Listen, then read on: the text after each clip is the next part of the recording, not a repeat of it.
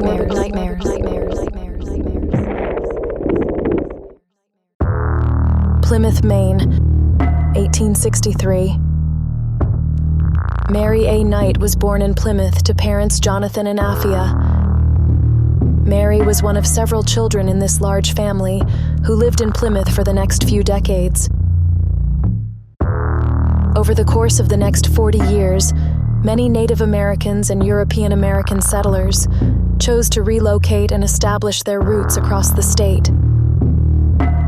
The Knight family was one of these families, a decision made by Father Jonathan Knight, who was also serving in the Union Army during the Civil War.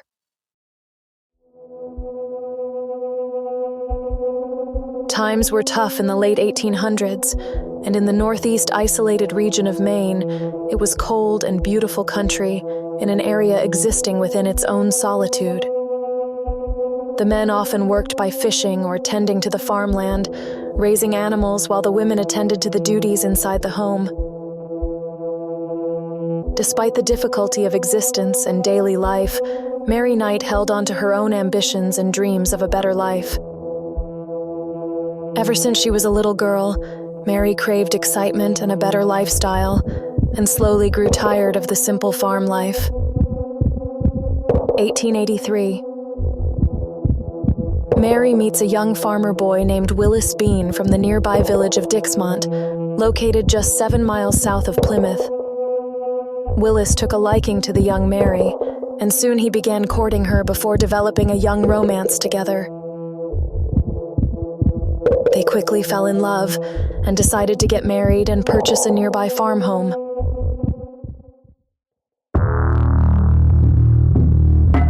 The young couple had 3 children together: Gracie, Alice, and little Mabel. Despite having 3 daughters together and living a simple life in the countryside, Mary still had higher ambitions for herself and her family. Mary and Willis often spoke of these dreams, and Willis did not want to have to rely on manual labor and hard farm labor in order to feed his family. Therefore, he chose to pursue his medical dream of becoming a licensed physician. Mary was ecstatic to hear that Willis had greater aspirations, and she encouraged his decision to pursue an education and a new career. Unfortunately, the family was poor and could not afford Willis's university tuition fees. In addition, the responsibilities of their 3 infant daughters was too much for them to move forward with this decision. Mary was deeply angry and upset and could not accept this reality. She would do anything possible in order for her husband to acquire his education and advance his career, even if it meant taking matters into her own hands. 1884. The oldest little daughter, Gracie, is found smothered to death in the family home by their neighbor. After discovering the lifeless toddler, he rushes to find Mary and alert her of the horrific news. After telling her what he had witnessed, Mary seems unbothered and unsurprised. She told the neighbor that she was aware that her daughter had died around half an hour ago, which shocked the neighbor with her reaction. Despite the suspicious circumstances of little Gracie's death, no official police investigation was ever made. However, rumors lurked in the area, and local residents speculated that she had taken her own daughter's life in order to dispose of her and her responsibility of the child. Willis was deeply affected by their daughter's passing, while still continuing to work and save what money he could in order to put it towards his tuition fees. The young family's tragedy would not soon end. In the following 2 years, the couple's 2 remaining daughters, Alice and Mabel, both died from strange, unidentifiable stomach aches.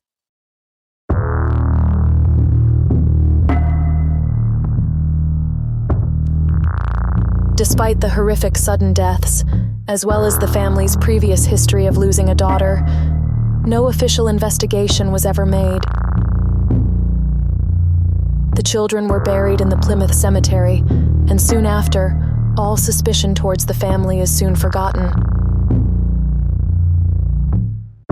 Despite losing all of his children in sudden traumatizing deaths, Willis Bean continued to pursue his dream of becoming a physician. Yet even with the 3 daughters gone, the family still could not afford the tuition fees for Willis to continue pursuing a legitimate career as a physician. Willis had to think of other ways to obtain a degree, even if it was through illegitimate methods. Willis had heard of a man selling fake university diplomas and decided that he would purchase one to become a physician without having to study. Willis enrolled in a suspicious learning institute that sold diplomas on hand for the price of $25.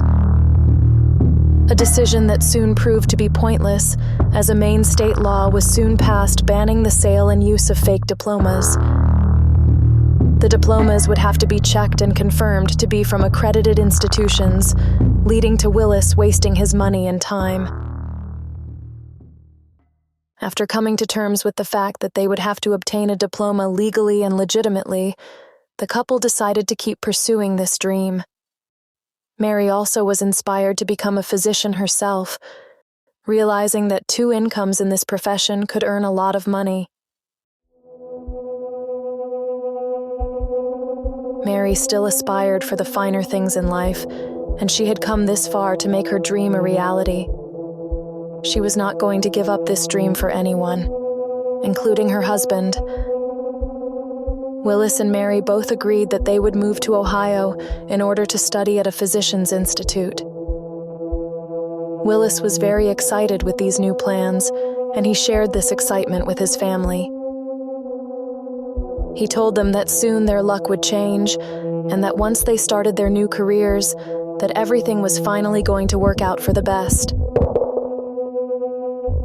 Willis told his parents that he wanted to invest money in a farm nearby, where he would reside in Maine after completing his education in Ohio.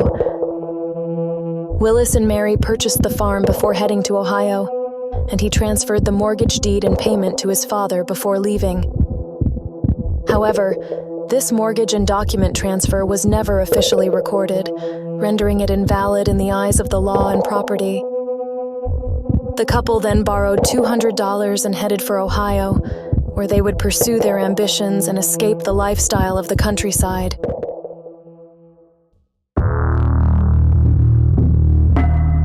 January 6, 1888.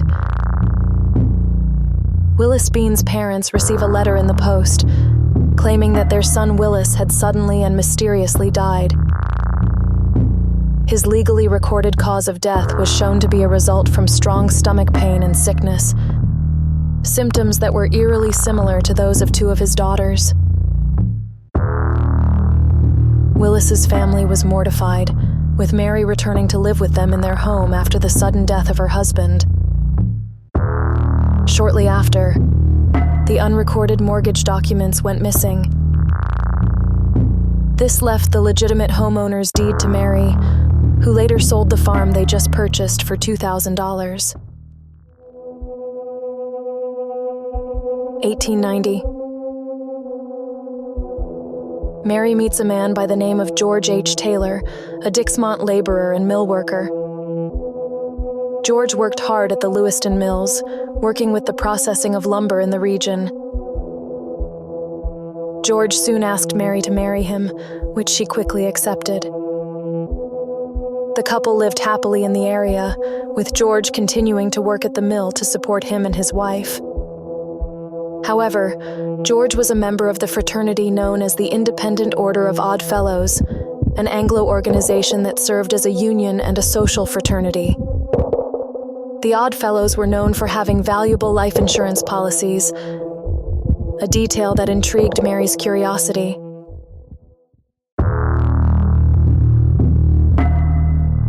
(1891).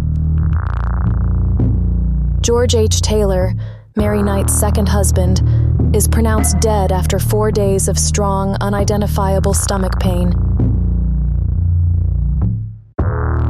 His symptoms were described as being similar to those of her first husband and her 2 youngest children, which disturbed those who were aware of Mary's family history. However, George had not paid his liability dues for the Odd Fellows, effectively making his life insurance policy worthless. Despite this, many friends of George and the family donated hundreds of dollars to Mary in an attempt to comfort her terrible loss. 1892. Following the sudden death of her second husband, Mary eloped with a man by the name of Elias Cowan a few months later.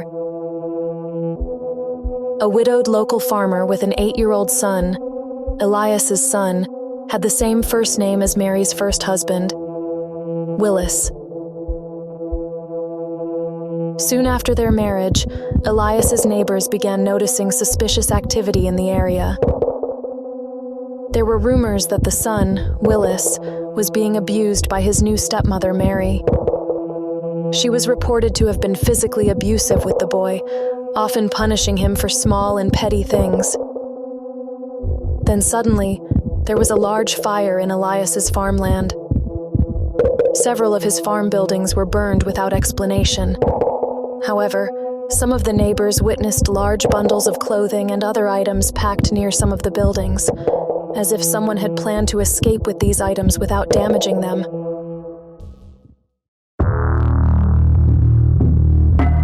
September 14th, 1894. Elias's son Willis becomes violently ill after eating some apples. The family contacts a physician who was under the impression that perhaps it was indigestion or stomach flu. The doctor prescribed some medicine for the boy to take and assured him and the family that his condition would improve soon. 2 days later, Willis died while suffering from excruciating stomach pain. After losing his son in a sudden and horrific manner, Elias grew strangely suspicious of Mary and the context of his son's death. His son was healthy up until now, and there were already rumors floating around for years that Mary had killed her own children. Elias felt strongly enough that something was suspicious that he contacted the authorities with details of a possible poisoning. Unfortunately, Elias notified the authorities of this after his son was already buried. There was nothing the police could do without examining the body physically. Soon after, young Willis's body was dug up and exhumed for further analysis. His body was transported to a college in Brunswick, Maine, where it was observed closely and studied through scientific examination. Willis's autopsy results showed that he had ingested a large amount of arsenic. After further analysis, the amount of arsenic was said to be enough to poison a fully grown ox. Mary Cowan was immediately arrested upon this discovery and was soon charged with the murder of her young stepson.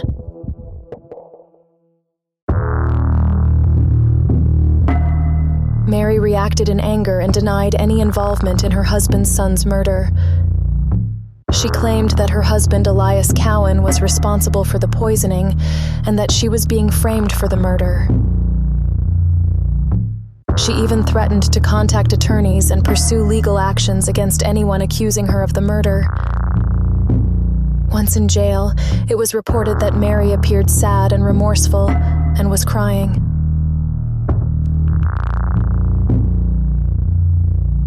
(1895).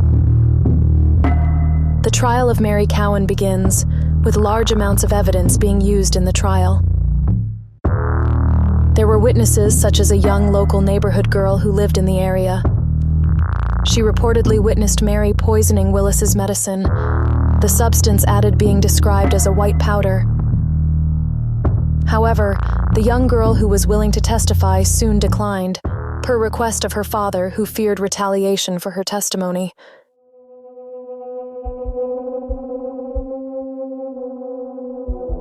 Although there would be no witnesses testifying in court, the prosecutor displayed to the jury that the large amount of arsenic proven to be inside Willis was not possible without being intentional. The jury agreed upon a guilty verdict, convicting Mary Cowan for the murder of her young stepson, Willis Cowan. Witnesses in the trial described Mary's reaction as stoic, as she did not express much emotion upon hearing that she was found guilty. While incarcerated and awaiting her sentencing, Mary continued to proclaim her innocence. She spoke to journalists and conducted several interviews where she claimed that she was wrongfully convicted. Despite her protests, all of Mary's hope of escaping her cell soon disappeared. February 19th, 1896. Mary Cowan is officially sentenced to life in prison for the murder of her stepson, Willis Cowan. Mary was sent to Maine State Prison to serve her life sentence. Nevertheless, she continued to try and escape by any means necessary. Somehow, 2 years later in 1898, Mary became pregnant while incarcerated in prison. The father of the child was unknown, but it provided Mary with a chance of possibly being able to leave the state prison. For it was also around this time that Mary became insufferably ill with an unknown sickness or disease while she was actively pregnant. Her examining physician at the time even contacted the Maine governor, Llewellyn Powers. He requested a governor's pardon for Mary so that she may die peacefully in her Dixmont home.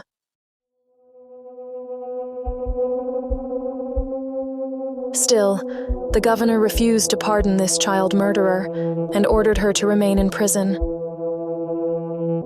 It was in this prison that Mary gave birth to her child, who soon died after being delivered. Mary's condition and unknown form of sickness worsened, and soon after, she also passed away in her prison cell. Mary's body was transported to Etna, where her parents had lived. She was then moved to the Sawyer Cemetery in her hometown of Plymouth.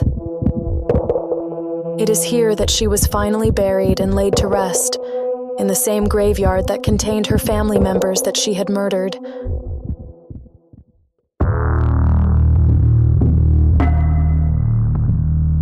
Her first husband, Willis Bean, and his 3 daughters were buried close together, while her second husband, George Taylor, was buried not too far from her first family. The child that Mary had given birth to while in prison was also buried nearby. Mary Cowan Knight was buried in a corner of the graveyard by herself, isolated from her victimized family members.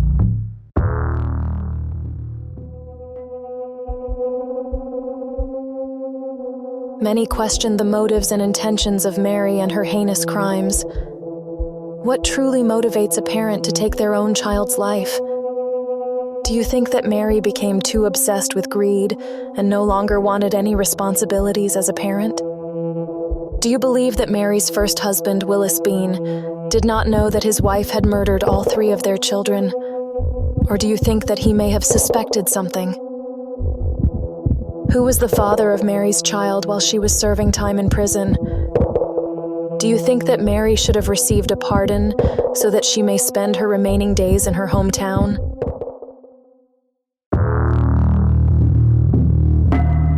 Let us know and comment below.